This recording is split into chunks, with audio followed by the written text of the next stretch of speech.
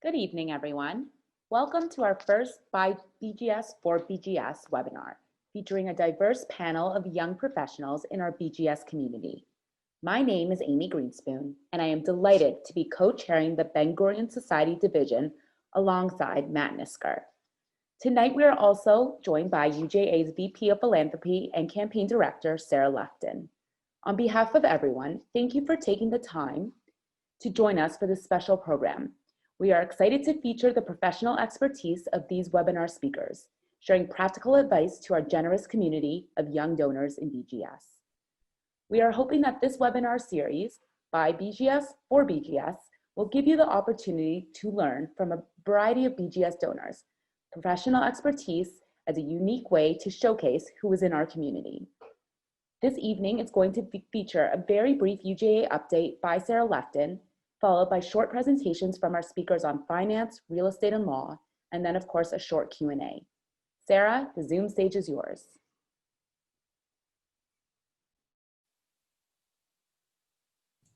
Hi, everybody, and thanks so much for taking the time to join us tonight. I think I spoke to the BGS group a couple of months ago, just as we were kicking off the emergency campaign. So it feels like it was yesterday, but I actually think, I mean, if you're feeling like I am, then COVID has sort of been one long day or one long month. I'm not really sure about units of time anymore, but the time has certainly been passing in a very, very odd way. But we are now months into this emergency campaign. So I was really excited that we were doing something else for BGS, where I could give you a bit of an update as to where things are at for the emergency campaign, and frankly for the Jewish community in general, because things are not in a great place right now. I mean, in a great place compared to what we've been able to do, but the needs are still going up, and I wanted to get everyone some insight into where things are. So first, before we start, I just want to thank you all so much. I mean, you're members of BGS, you are leaders in our community, and it's just unbelievable what you've been able to do, what the community has done so far. I think I said this a few months ago, but you know, I often meet with my counterparts who are leading fundraising efforts at the other federations around North America, and they cannot believe what Toronto has been able to do, what the Toronto Jewish community has been able to do. I end up on the phone frequently with Chicago and New York, who are probably my closest colleagues in the States, and they always have this thing where they're coming on to like tell the Canadians, you know, how we should do things, or to sort of say, like, here's where we're at.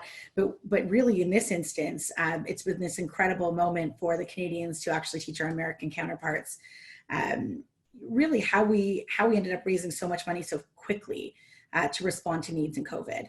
And I think it's a moment for us to be really, really proud, because we were so bold coming out the gate and launching our emergency campaign right away.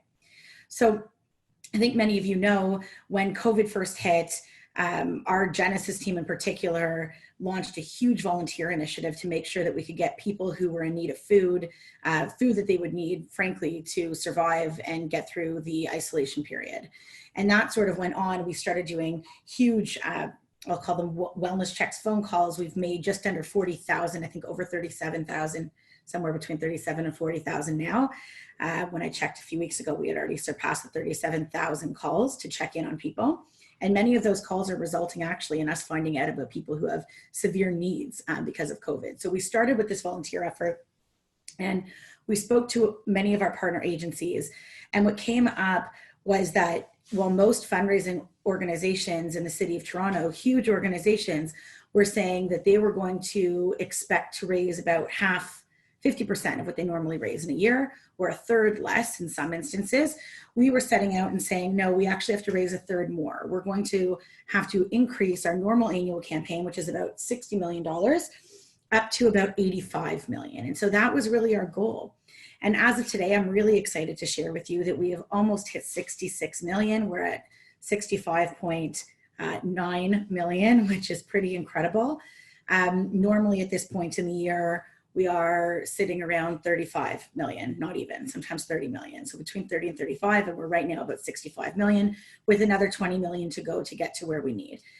When we made those calculations, it was very early on in the crisis. And so we were talking to our agencies and trying to assess, this is the beginning, what they thought the needs were going to be. And that's what I wanted to share with you a little bit right now. So I'm just gonna share my screen if you don't mind. One moment here. feel like we've been on Zoom forever, but still learning bits and pieces here. So if everyone can see my screen, I'm just going to take you through a couple quick statistics. So when we first launched our campaign, we really did it with, and I think most of you know this, we did it with really two main principles. One is that no community member in need is turned away for our social service agencies. And there were so many community members who were in need at the beginning. And also that nobody was going to be disconnected from their life or from the Jewish community because of financial crisis.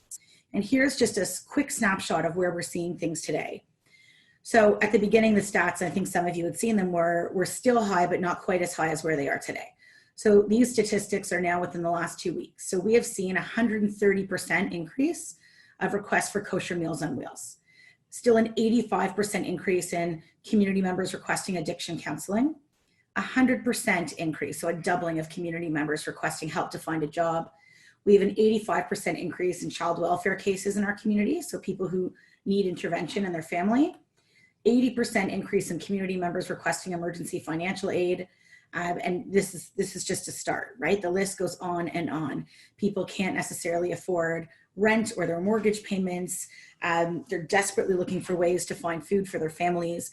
You know, I had a question yesterday from someone, a friend of mine actually, who actually just joined BGS and was saying to me, like, tell me how this works. Like, who are the people who are really in need? Are these people who traditionally are living in poverty? And I said, no, actually, the scary thing about what we're seeing right now is that a lot of the people who are in, I'll say the most severe crises, are people who traditionally have been making, call it $70,000, $80,000, $100,000 for their family in a year. So they're a manager at a small business that's been impacted, or, you know, they have some sort of a job where they're making a good salary, but they're supporting their entire family on a salary of $70,000, $80,000, $100,000. And if they lose their job, they now only have EI to pay their mortgage and their car and their groceries and the list, childcare, and the list goes on and on and on while they have to find a new job and reemploy. So worse, even if it's a small business owner who now has huge debt on top of their own family circumstance. And those are the calls that we've been getting. We've had people calling, and I think I've shared this with many of you. We've had people calling our office who normally are calling to make a donation. So these are people who have been donors until now, who are calling and saying, I can't believe I'm calling you, Jay, for help, but I need help. Can you figure out how I can just get some groceries to my house? I can keep paying for my mortgage, but I actually don't know how I'm going to get my kids clothes or food for the next 2 months, or, you know, something like that. And that's the reality of what we're dealing with at the moment. This is a quick snapshot of what we've been able to do to date with the emergency campaign, and thanks to your support, because you're all BGS and you're leaders in the campaign. So we've already had over 50,000 additional kosher meals on wheels delivered. You can see the numbers are slightly higher because this is from 2 weeks ago. But as I said, 37,000 wellness calls made by volunteers to check in on people, right? We've done that through 1,700 volunteers. We've served now more than 2,500 at-risk families, and that continues. So groceries, some of you might have seen, we partnered with the food dudes to do that, to ship people boxes of food for a couple weeks at a time. And, you know, many, you can see the big number in the middle, 25,000 plus community members who are currently supported through our agencies. So that could be families who need intervention, people living in poverty, people who need job assistance, like looking for somewhere to reemploy, people who are really struggling with mental health issues, you know, the list goes on. But what I'm hearing right now from our partner agencies is that they are very, very worried about what's to come. And I think we all see that, and we all know that because we've been watching the news, and we know that there's a good chance that things might get worse as we head into the winter. And, you know, combine that with the fact that many government payments are running out, or EI is running out for some of these people, or will in the next 6 to 8 months. We also have many employers who have been holding on and still paying people, hoping that they'll come out of COVID, whose businesses are now falling apart, and there's like another wave of terminations and layoffs taking place. So those people are now coming to community and looking for help. I also think that mental health is going to be a more significant issue than we've ever seen. We're going to hear more and more about it, and it's an area where UJA is going to step up over the next few months and really try to put some resources out to community, because as people are more isolated and the weather gets worse and people, you know, really are by themselves, it's something that we're going to have to look to more often. This is I'll just give you a quick example of where we're at. people say, what are the struggles? This is just a quick example, right?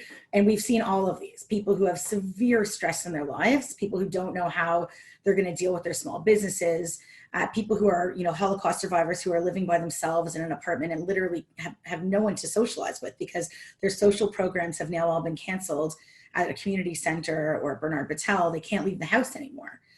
So they're sitting by themselves and sometimes in a 300, 400 square foot apartment or less, getting meals delivered to their door where they can't even interact with the volunteer who's delivering a meal for days and days and days.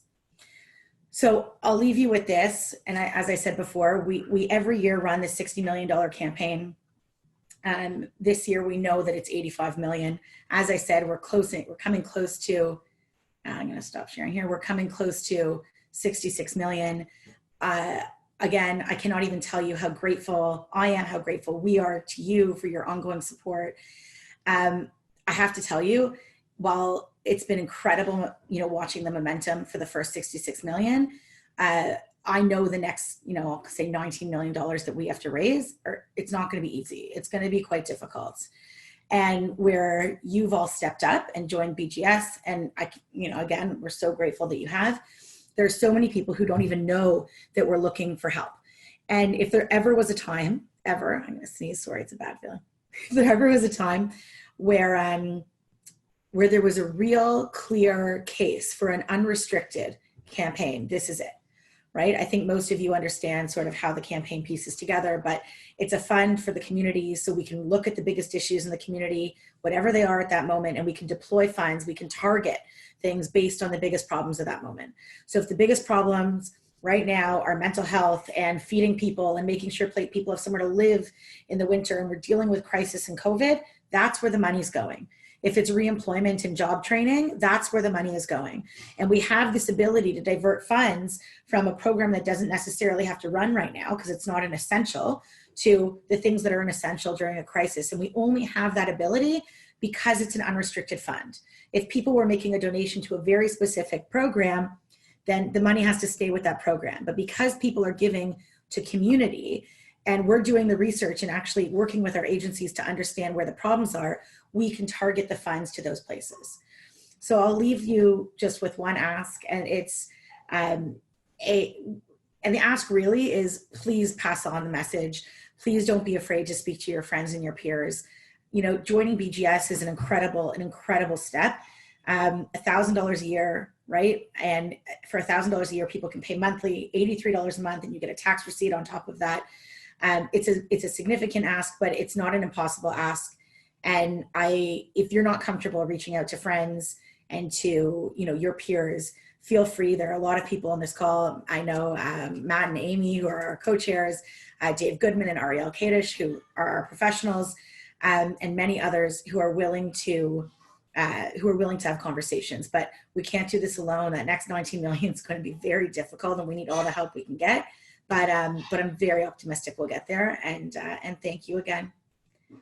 Back over to you, Matt and Amy, to talk about the webinars tonight. Thanks, everybody. Thanks, Sarah.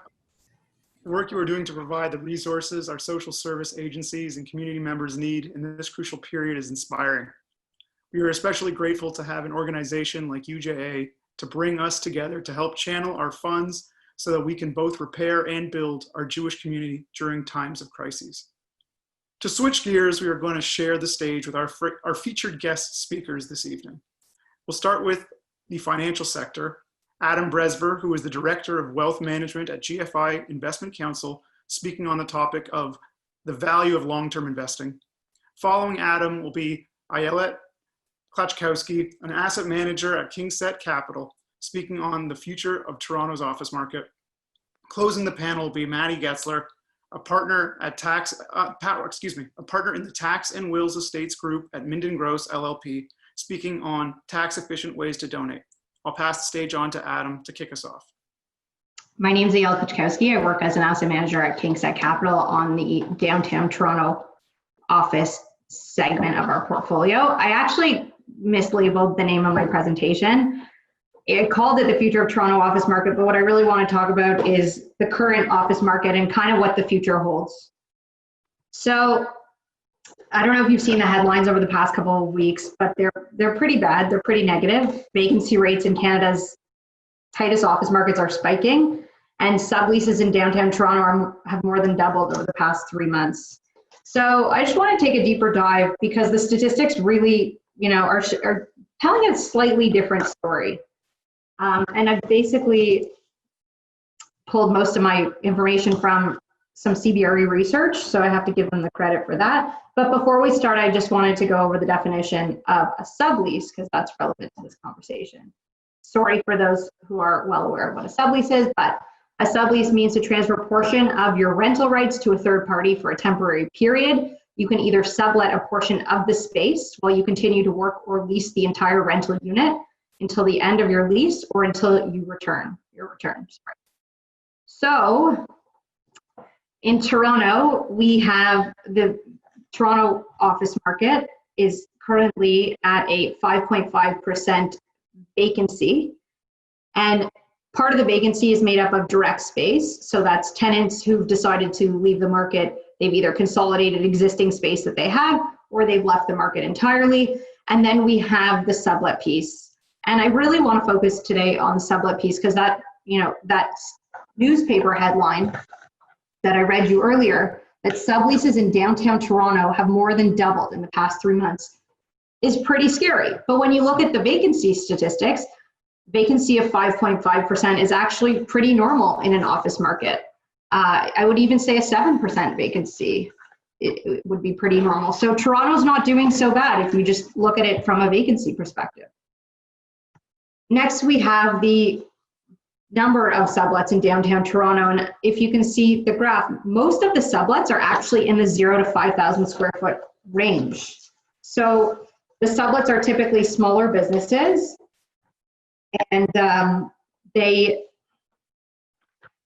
not large corporations that, maybe the newspaper is alluding to that are giving up space and putting it on the market and really leaving the office market. And the reason this is so important is because we're all currently working from home and, you hear more in the press about work from home and companies are deciding that they want to keep employees at home for longer periods and are, changing their strategies. But what the stats are saying is that's really not happening in the way that you think it's happening, because the stats are saying that no, these are smaller spaces on the sublet market. We've only got, 2 really large tenants in the 50 to 100,000 square feet that are, on the sublet market. And in my next slide, you'll see the types of tenants, larger tenancies that are currently subleasing space. But most of these are, the large tenancies make up a very small segment of the sublet market. And when I look at my own portfolio, I work on a number of different buildings, some Class A and some Class B buildings, but we're seeing very few subleases. And in my Class B buildings, I do have, smaller size units, and the subleases are few and far between so far. And just because I'm a math nerd, I took 101 times 5,000 feet, which was 500,000 feet over the total Toronto office market, which is around 75 million square feet. And, in the largest vacancy category, we're only at 1% of the entire market. So to me, that's pretty small. So just so you understand the types of industries where we're seeing the sublease space available, it's mostly in the tech sector. Other probably includes some cannabis and other sectors. I'm not fully sure. And then we've got creative industries like advertising agencies. Fire is financial and insurance and real estate. And then the last category is business services. So tech is really driving the sublease market. And these are some of the tenants currently in the sublease market. So you'll see a bunch of tech, some marijuana, cannabis, We've got PwC, who's a large financial services tenant, PEC Financial, another financial services tenant. Touch Bistro, who's in the bottom left corner, recently took the space that they've put on the sublease market. So, they're a tech company. Omers is a big investor. They put their space on the sublease market shortly after they took it over. So, makes a lot of sense that a lot of these are tech, they sent their workers home and they didn't need them in the office. So moving on, I just wanted to focus on the different areas where we're seeing these different sublets. And most of them are on the west side of the downtown. So not really in the financial core, a little bit in the south core. That's where you see the PwC and Cisco sublets, but the downtown west. And a lot of that is actually in, I would say, like in the allied type of product. But that's where the tech startups have been going. And so that makes a lot of sense. So what the media isn't talking about, which is why I thought this topic was important to present on, is that really their market isn't as bad as it seems, because there's lots of big tech expansions going on. And, the headlines, these are mostly American headlines, and, Amazon took on, this was never reported in our paper, but Amazon has been taking on space in major American cities, and they've also been taking additional space in Canadian cities. And they've taken space in Scotia Plaza. We have a WeWork. They leased the entire WeWork. Across the street from Scotia Plaza at 121 King, Amazon leased the entire Notel space. And the rates that they're paying, keep in mind these are short-term deals, are over $100 a foot. We have Shopify exercising their right for 90,000 feet at the Well. So this happened after Shopify made an announcement, I believe, in April, that their employees would be able to work from home and never had to come to work again. That created a huge buzz. Allied stock fell that day because Allied is a landlord of Shopify and currently building Shopify's head office in Toronto. And really what the press never reported after that Shopify announcement was that Shopify exercised their right on 90,000 feet at the Well. And so Shopify was really expanding its footprint and not going to reduce their office requirement as a result of their new policy. So their real policy was really to encourage people to join their workforce. Really, it's an HR policy and not a space policy. And then some of the other headlines are related to Facebook. They're expanding in New York, but also in other large American cities. And so the press has really failed to pick up this big tech expansion, which I also think, is good for Toronto. As you've heard, Shopify's expanding, Amazon's expanding, but I think the announcement really sets the stage for what's to come after the pandemic and the need for office space in this city.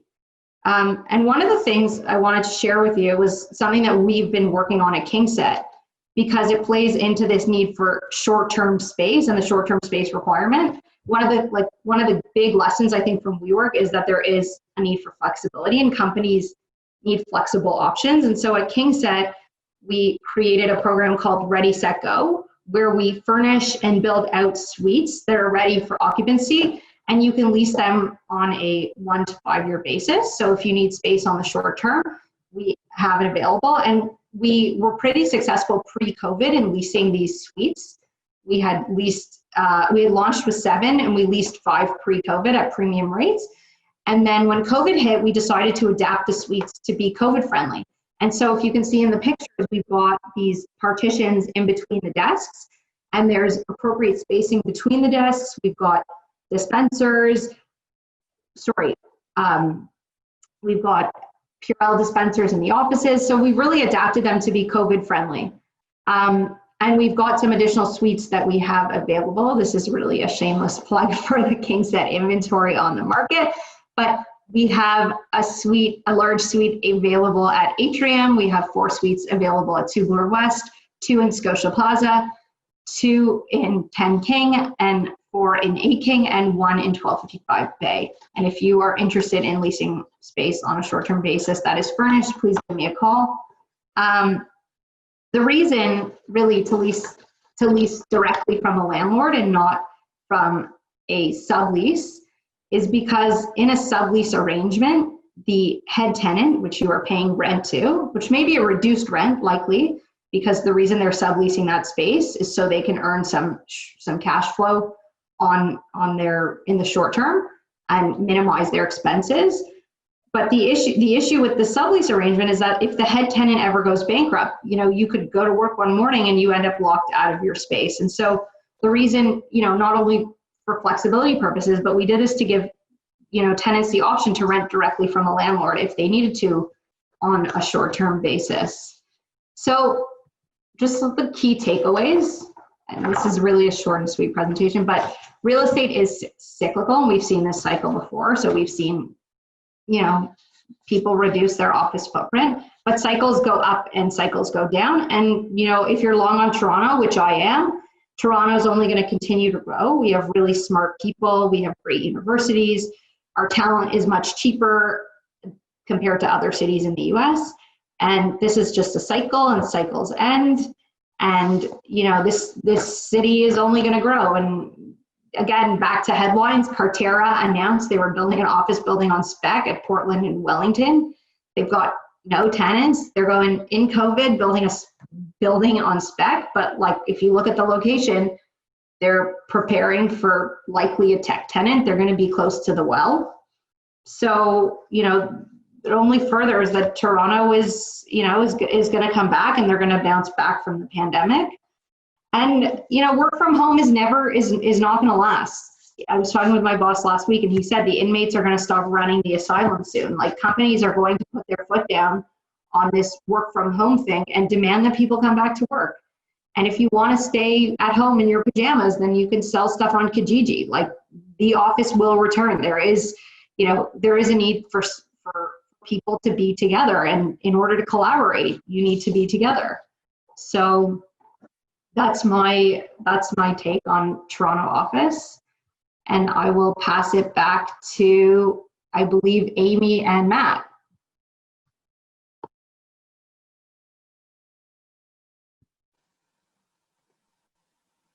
Actually, Matthew Getzler's up. Matt, please take the floor. Yeah, thank you. Thanks, Matt, and thank you, Ayala. That was a great presentation, as was Adam's before.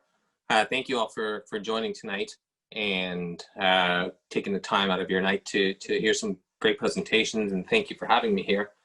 My topic, and I'll probably talk on more than one topic, is sort of finding tax-efficient ways to donate.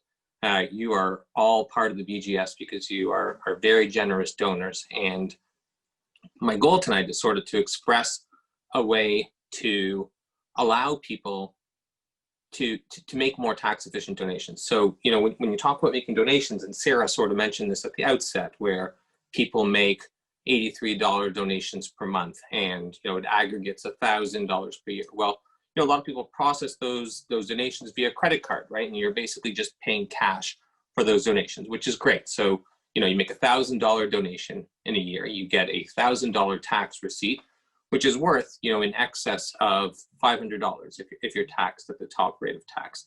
And so effectively what happens is the cost of your donation is really only half of what you're giving, because you've made the outlay of the $1,000, but you get that $500 tax credit.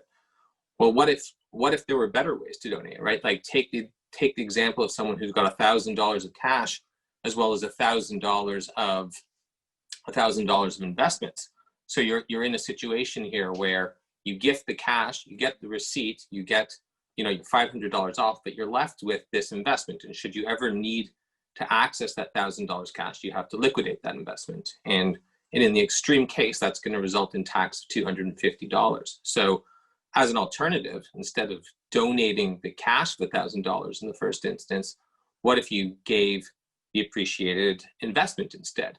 The way this works, and the reason why it's beneficial, is when you donate public securities, in this example, the $1,000 that I had mentioned, you get the tax receipt for the entire amount of the donation, but you also wipe out that underlying capital gain.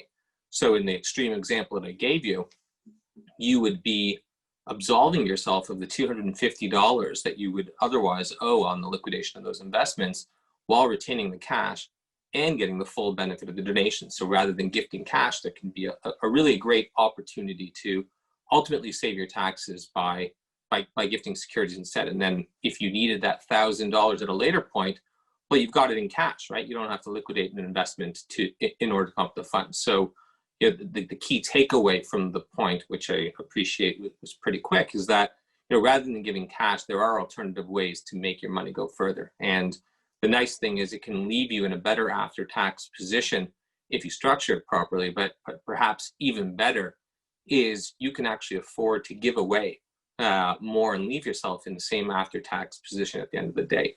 And so, everybody sort of wins in these circumstances except for the government, obviously, because they're taking less taxes than they otherwise might take. So that's really what I wanted to share in terms of strategies for making your dollars go further.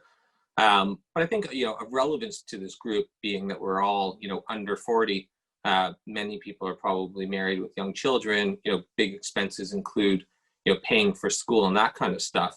There are other strategies I have that can free up, more cash for clients, I would say, which, in turn can be used for charitable donations if you were so inclined. But, many people who are sitting on significant capital and who are otherwise earning a lot of income in a year are, paying high taxes on their income and then paying high taxes on their investment income as well.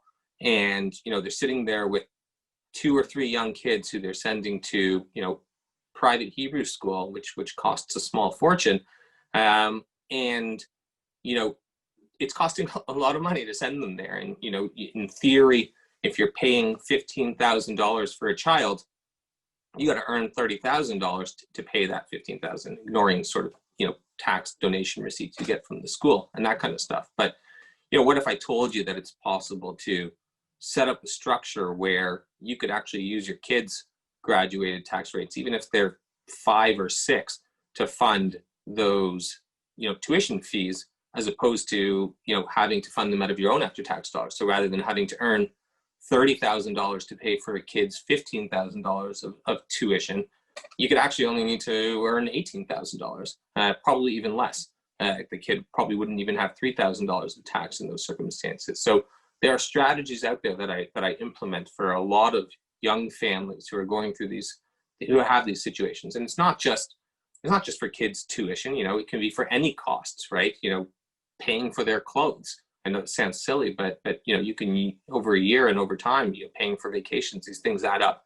And it can create a great opportunity to split income amongst family members. I mean, you hear, I'm a tax specialist, so every day it's like something new's coming out that's trying to restrict taxpayers' ability to split income with kids. A couple of years ago, we had a major shift in the taxation of private corporations. But the good news is there are still opportunities, and a lot of people can take advantage of them and take advantage of the tax rules that exist and that are out there to achieve the specific goals of splitting income and allowing people to ultimately increase their bottom line and help fund the costs of these various things. So there are lots of strategies there. I like Adam and like I'm sure Ayala, I'd be pleased to discuss further with anybody, either these topics I've mentioned today or a variety of others that I encounter and that I deal with for clients all the time.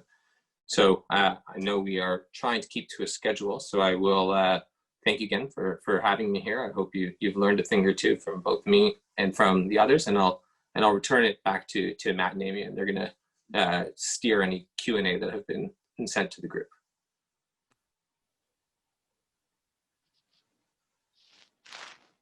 Thank you, Matt. So yes, please, we would love all of your Q&A if you would like to put them in the chat box.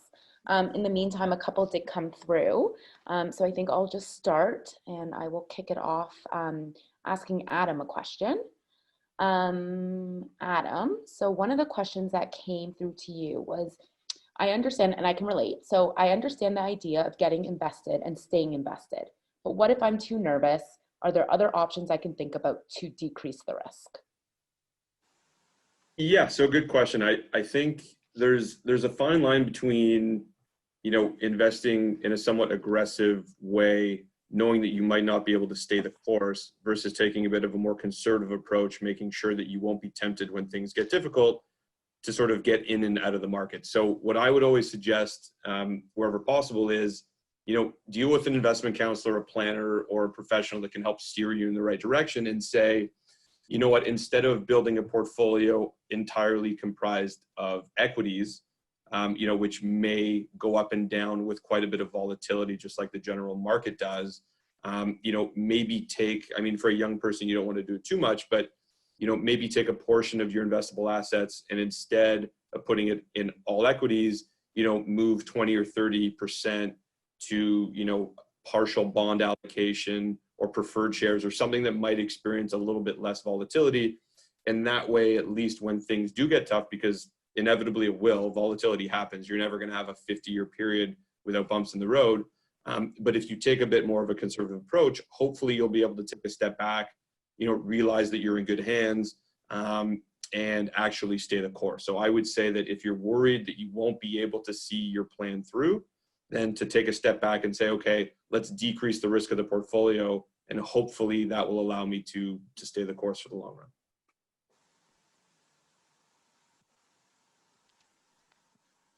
Great, thanks, Adam. Another question did come in for Matthew.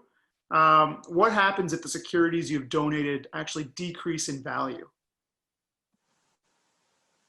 Thanks. That's a great question. So the strategy that I mentioned was intended to sort of eliminate the capital gains tax that is arising upon liquidation of investments. That's basically the game that you're playing in these circumstances. But as you're all very probably familiar with, when you sell a stock at a loss, you can utilize the loss that arises on the disposition against other capital gains in the year. So in theory, if you were to similarly lose the capital loss on a donation of securities, you might be less inclined, obviously, to make that donation. So thankfully, that's not the case. If you do donate, securities that are in a loss position, you still get your loss as well as a tax credit for the full amount of the donation. So there's no particular benefit to gifting securities in those circumstances, but at least there's no negative side to it either.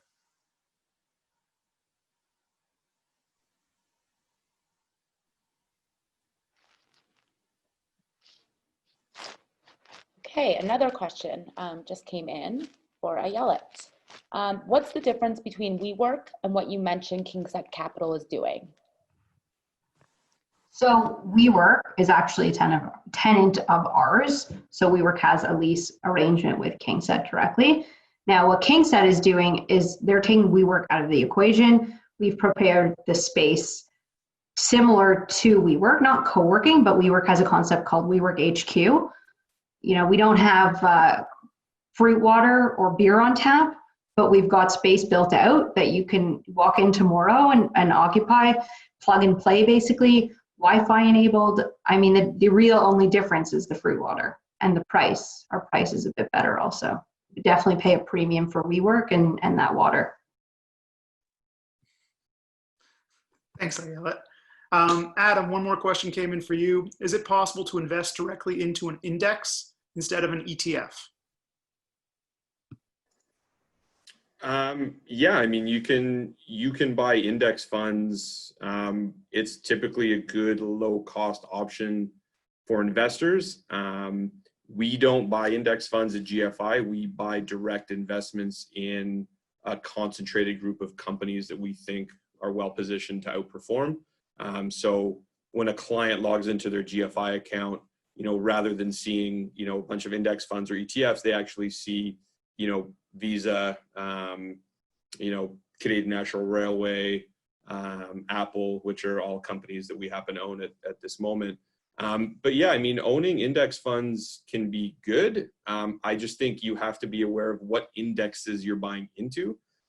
Because as an example, I know some people who had a bit of a rough experience buying into TSX related index funds, right? Which essentially mimic the Toronto Stock Exchange. And as much as the Toronto Stock Exchange appears to be a somewhat diversified basket of securities, when you compare it to a broader US index like the S&P 500, the TSX, based on the fact that it's Canadian and a lot of Canadian companies are resource-based, you tend to get a lot of exposure to commodity businesses. So if you buy the TSX, you get lots of exposure to oil and gas companies, gold companies, and things like that, which in our opinion may not be the best way to sort of compound capital over the long term. Whereas if you buy, let's say, for example, just a US broad-based S&P 500 index fund, yeah, you get much more exposure to a bigger basket of diversified companies Of course, the issue there is that you'll probably be buying it in US currency. So that's just, sort of added risk.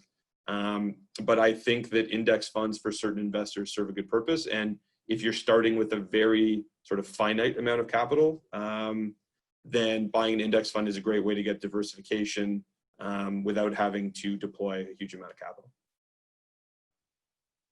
I hope that's helpful. Thank you, Adam. And another question from Matt just came in. So at a high level, what were the changes recently made to professional corporations? Was it the elimination of income splitting? Yeah, so some corporations, there never really was an income splitting opportunity at all. And the big changes I was talking to weren't actually just in respect to professional corporations. Professional corporations were just also hit as a result of the changes. I mean, there was a sweeping change to the landscape of the private taxation of private corporations. The technical terms, tax on split income. But what it effectively did was prevent people from splitting income through corporate funds by paying dividends to various shareholders. Part of the problem is that there was an inequity out there on what people were doing. Medical professional corporations, for example, were not limited to who their shareholders could be. So a lot of doctors or others had children owning shares that had no value but could pay dividends, and they would just sprinkle dividends amongst them every year and pay no tax. And so unfortunately, that type of stuff was eliminated. And as a consequence, in my opinion, it really screwed a lot of other businesses from other things that had far-reaching impacts that probably weren't intended at the outset, but really changed the landscape of private corporate ownership. Thankfully, they backed off on a bunch of their changes, but even still, they've been pretty bad.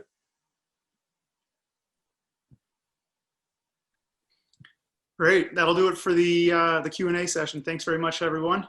That'll actually conclude our by BGS for BGS webinar. Thank you to our speakers who dedicated their time to prepare and deliver practical advice to our community of donors. Thank you as well to our team of UJA staff and Sarah Lefton for providing this emergency update to help us understand the importance of our gift. If any of you would like to be introduced to Adam, Ayelet, or Matthew, please do not hesitate to reach out to Amy, me, or a UJA professional. We'd be happy to make the introduction. I would be remiss if I didn't thank all of you BGS members who are the leaders of our community.